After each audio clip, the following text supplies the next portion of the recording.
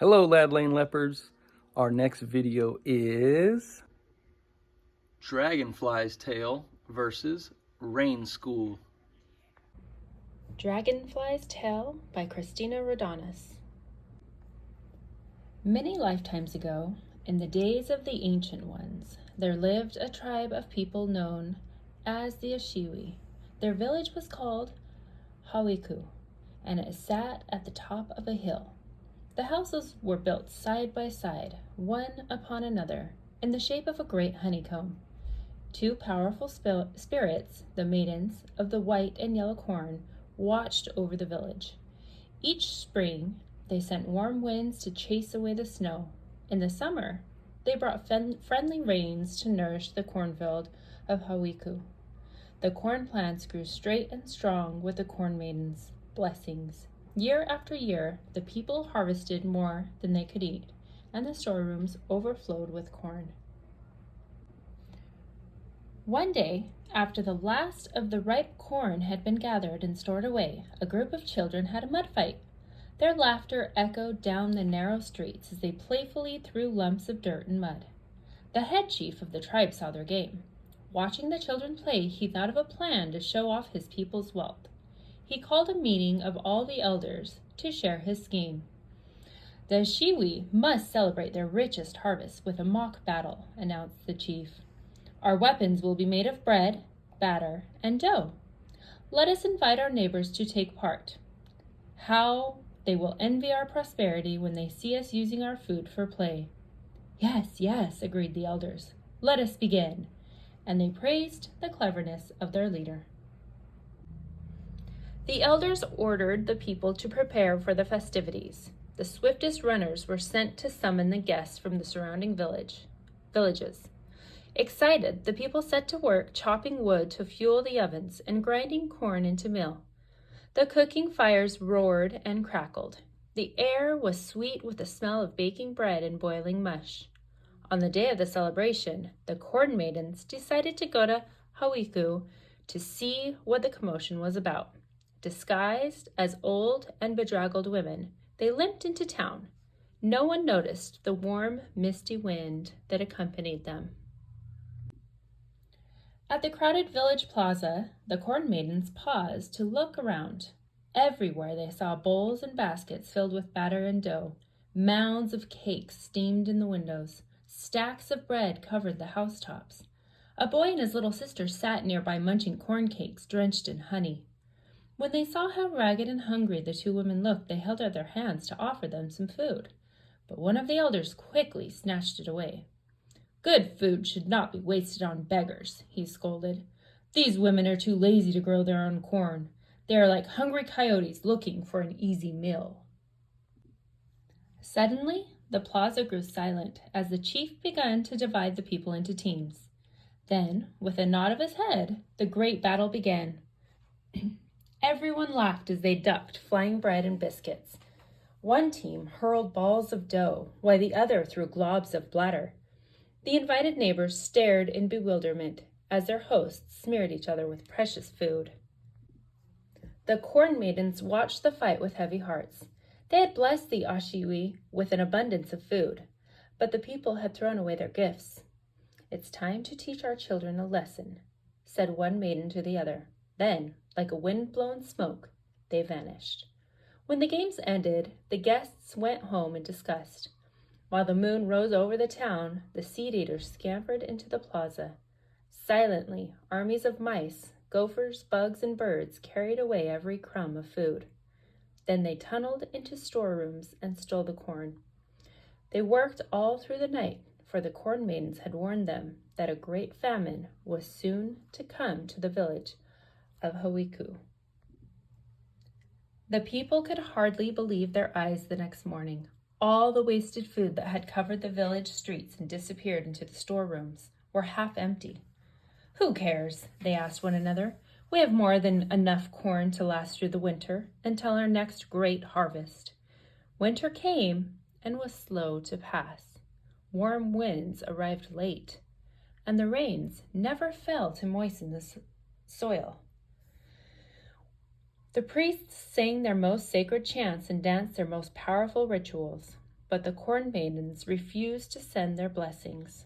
The corn plants grew weak and withered in the hot, cracked earth. Their storerooms bare, the people ate cactus and ground bones. Autumn arrived, then winter, and the famine deepened. The snows came and were heavier than anyone could recall. What was to be done? The chief called together a council.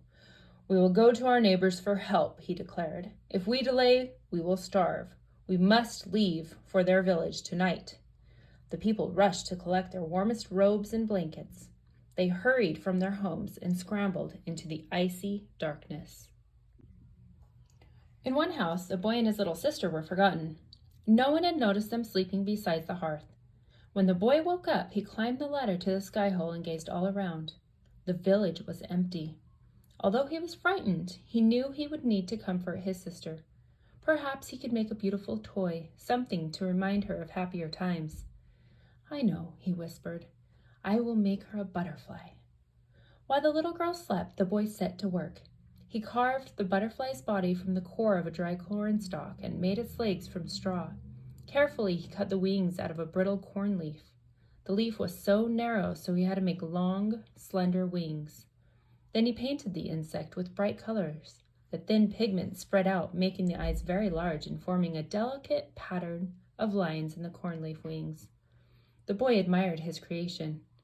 Although it did not look exactly like a butterfly, it was certainly a wonderful creature. When she heard that they were alone in the village, the little girl began to cry, but the cornstalk creature helped her forget her sadness. All day she played with the beautiful toy, which twirled round and round at the end of a long thread. That night, just before sleep, the child said to the creature, "Please fly away and find us some food to eat." For a moment, it seemed the brittle wings fluttered, as if the toy had heard her request. Later, while his sister slept, the boy heard a soft buzzing sound. "Dee-lee-nee-nee," it said, "let me go." Looking up, he saw the butterfly spinning in the moonlight. Its wings were beating wildly.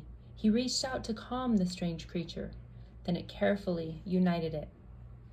"Dee-lee-nee-nee-nee," hummed the insect, darting around the room with a twang like a bowstring. It shot straight up through the sky hole and soared into the night. The creature flew south to the land of everlasting summer, where the corn maidens lived. When he neared their home, he was tired from his long journey. For an instant, he rested upon the silken tassel of the corn plant. Then he flew to another, and another, and in this way he finally came to the corn maiden's dwelling. The creature found the two spirits strolling through the green fields. He told them all about the boy and his sister. "We will gladly help the two little ones," said the maiden of the yellow corn. "There was once a time when they offered us food. We have not forgotten their kindness." Then the maiden summoned their messengers and directed them to deliver food to the children. The creature thanked the corn maidens and happily hummed his way back to Hauiku. When the children woke up, the house was filled with baskets of beans and squash. A mound of corn reached to the ceiling. The boy and his sister danced for joy.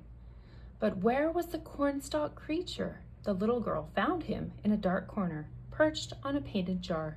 He sat very still, as though he knew nothing at all about the mysterious food delivery. Brother and sister had plenty to eat in the days that followed. As time passed, winter waned. A warm wind blew in from the south and melted away the snow. One morning, the children went out to plant corn. The boy sprinkled a handful of cornmeal into the ground and thanked the corn maidens for their blessings. Then he poked deep holes in the dirt and dropped in a seed corn. The little girl covered the kernels with earth. That night, a misty rain fell over Hauiku. By morning, the children were surprised to see that the tiny corn plants had shot through the soil. Long, wavy leaves appeared the next day, and on the third morning, silver tassels bloomed. When the sun rose on the fourth day, the plants had sprouted heavy ears of white and yellow corn. Happily, brother and sister picked the ripest ears, dug a pit, and roasted them. Filled with fresh corn, they fell asleep. As the children slept, the Ashiwi returned to Hauiku. humbled by the great famine they had come to replant their fields, hoping for an ample harvest. When they saw the ripening corn, the people were astonished. "We have been blessed by the corn maidens," they had said to one another. One of the elders had noticed the brother and sister sleeping at the edge of the cornfield. The little girl was holding a wonderful toy, an insect made of cornstalk.